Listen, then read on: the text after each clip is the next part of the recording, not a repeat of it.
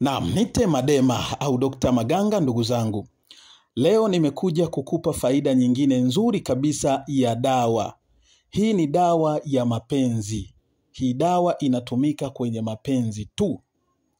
Sawa? Hii dawa kama unahitaji mtoto wa mtu asile, asinywe, asilale, asifanye kazi kwa raha, muda wote awe anakuwaza, muda wote awe anakufikiria, itumie hii dawa.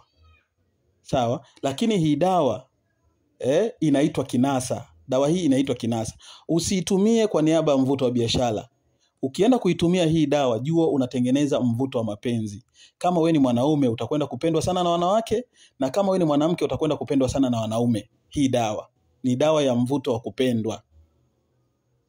Hii dawa ni mvuto wa kupendwa. Lakini pia hii dawa kama ulikuwa na mtu kwenye mahusiano, ghafla yakaisha, yani bado unamhitaji na unahitaji arudi, mmeachana tu katika mazingira ya kutatanisha. Sawa, ukimpigia simu hapokei, ukituma meseji hajibu, hasa unahitaji aweze kurudi. Sawa, itumie kuichoma hii dawa. Kutwa 3 haziishi, yule mtu ataanza kukutafuta na maelewano atakwenda kurudi vizuri kabisa.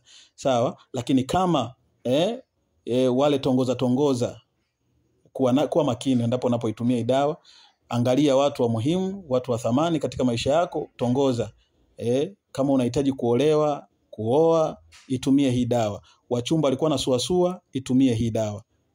Utakwenda kupata mchumba na utakwenda kuolewa na maisha yako yatakwenda kukaa sawa kabisa.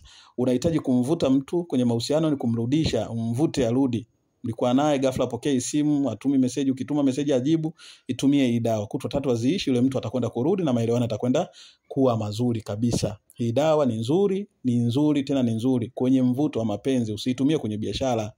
Nimerusema hivyo. Sawa? Lakini licha ya dawa hii, tuna dawa aina mbalimbali. Tuna dawa za kutibu maradhi kama vile malazi, unasumbuliwa na uvimbe tumboni. Sawa, unasumbuliwa na mawe kwenye nyongo, dawa zote hizo zinapatikana. Vidonda vya tumbo, unasumbuliwa na chango, unasumbuliwa na ngiri, dawa za uzazi, hata kuzaa mapacha, dawa zinapatikana. Sawa, dawa za miguu kuvimba, miguu kuwaka moto, dawa zote hizo zinapatikana. Kwa uwezo wa Mwenyezi Mungu unakwenda kukaa sawa. Unasumbuliwa na kwikwi, unasumbuliwa na kichomi.